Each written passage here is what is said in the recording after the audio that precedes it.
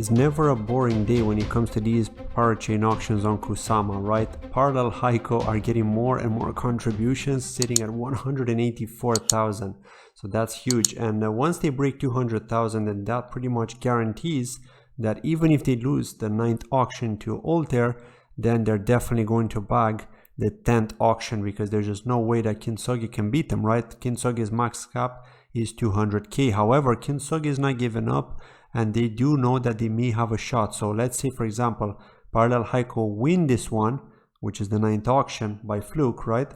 Then it could very likely mean that Kintsugi could take the 10th auction, because they're definitely getting more contributions than Altair have been getting. I know Altair have been getting more contributions since yesterday when I last covered it.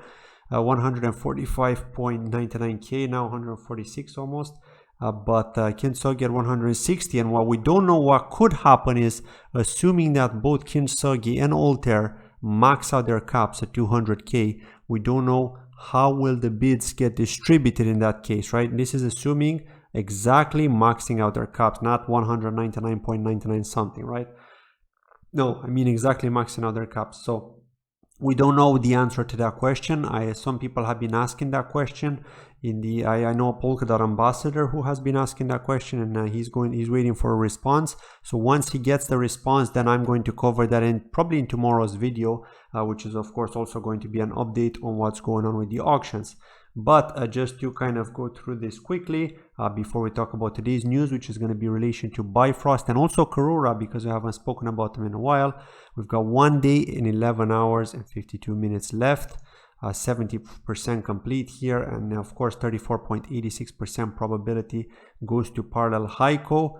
And just to let you know that the first 2 days of the auction were the ones where every single block that you see here was counted 100% towards a possible win, whereas now not all of these blocks that you see here, which Parallel Heiko is winning, are actually counted towards a win. It could be that the candle auction has already chosen a winner. It could be that the winner is Parallel Heiko, or it could be that the winner is Altair. We don't know, right? But nevertheless, just know that this is a possibility. Next, let's talk about Bifrost. Now, Bifrost have had some big news recently. Well, we've got the referendum proposal number 5, which has been submitted. This was posted 2 hours ago on their Twitter page. And it's basically to enable vsKSM and vsBond transfer, which we've spoken about before, because this is the last referendum before the token transfers are going to be enabled.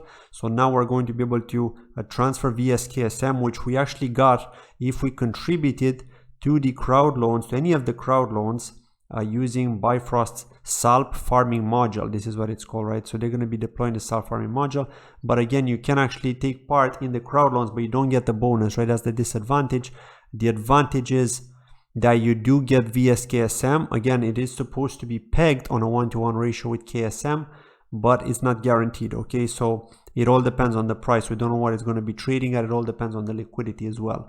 But yes, that's the idea here, that vsKSM and vsBond together will be enabled in terms of being able to transfer them, using them for DeFi purposes. And just remember that if you ever want to claim your original KSM back, you cannot do it with vsKSM alone. You'll always need vsBond too. So that's why it's a good idea to keep both and not spend your vsBond. One other thing that they've done 8 hours ago was to create this competition, this artwork competition. Now, if you are interested, if you're an artist and you are interested to try your luck at possibly winning a share of 1000 BNC tokens, then do fill this form and do try it out. It could be a good idea. They've also got over 70,000 Twitter followers, so their Twitter page is growing quite a bit. As you can see, they're on 71.2k.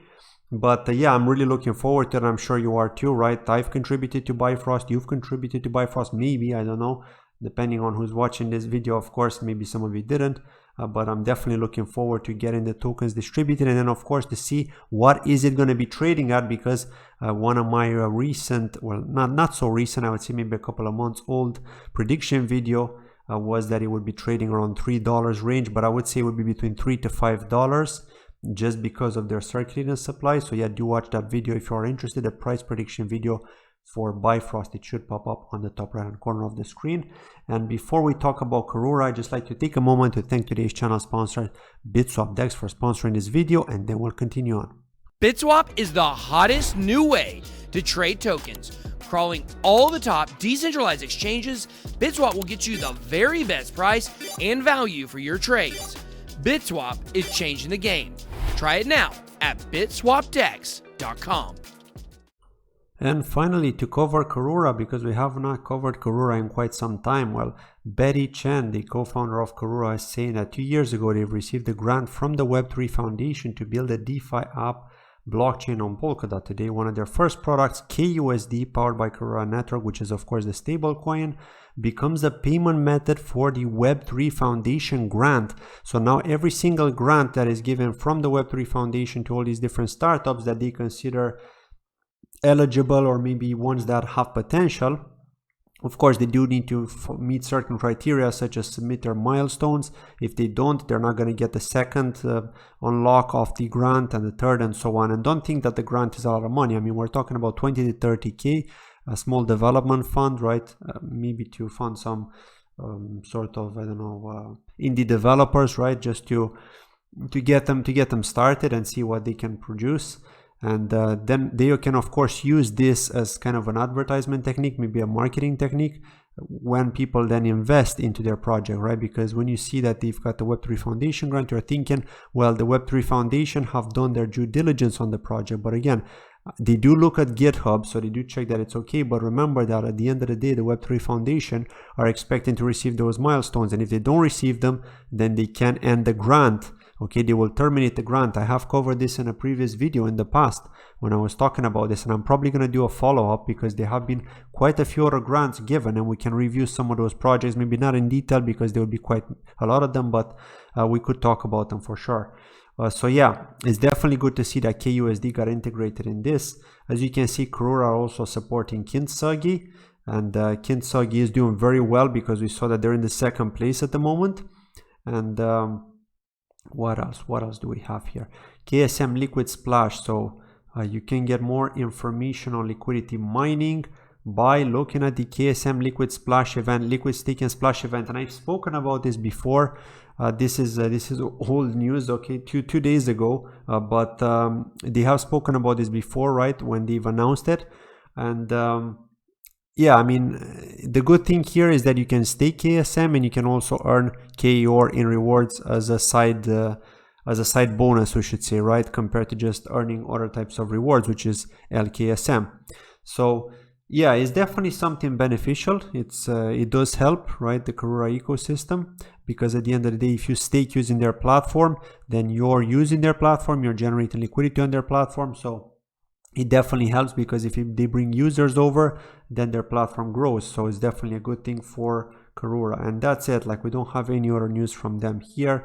And it's interesting because Karura have almost 80,000 followers, and Bifrost are catching up now as well with 71K. So Bifrost will almost have as many as Karura. It just shows you that Bifrost is growing into a beast, into a DeFi beast, because of that SALP program that they've got, or SALP program, to support all these different crowd loans. It's definitely a big boost to their community, to their growth, etc. So that's it from today's video. As always, just a kind reminder, I know some people seem to hate the referral links, but again, I'm just reminding you that you are not actually only giving me anything, you are getting yourself a bonus, but you're also helping this channel, which I very much appreciate it if you do decide to use it. My referral links to both Altair and Kintsugi to get a 5% referral bonus. Thank you very much for watching this video. As always, drop me a comment letting me know what you think, and I'll see you in the next video. Bye bye.